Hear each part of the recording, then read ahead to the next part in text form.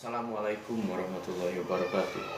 Wilujeng enjing kanggo ibu guru anu kusim kuring dipika hormat sareng rencangan sadayana anu kusim kuring dipika cinta. Langkung ti payun urang sanggakeun puji sinareng syukur kanggo Allah Subhanahu wa taala parantos marangkeun urang sadayana dina ieu video. Kalawargi anu kusim kuring dipika hormat, dina ieu waktos sim kuring bade ngadugikeun pentingna hirup sehat kanggo urang sadayana. Urang kedah ngajaga lingkungan sareng awak salira sangkan ditebikeun tina segala papanyakit.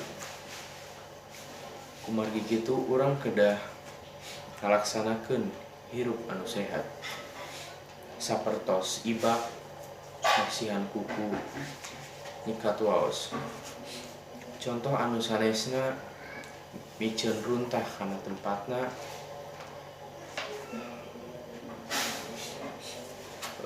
nyiduh ulah di mana wae, sareng batuk atanapi bersin kedah ditutupan.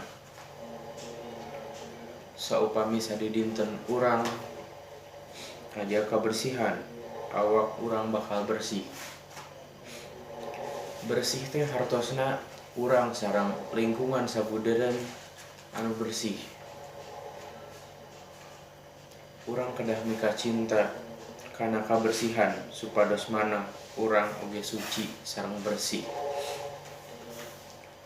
Para pamirsa sadayana, rupina dicekapkeun sakitu anu kapihatur kirang langkung mugi tiasa dihapunten. Wassalamualaikum warahmatullahi wabarakatuh.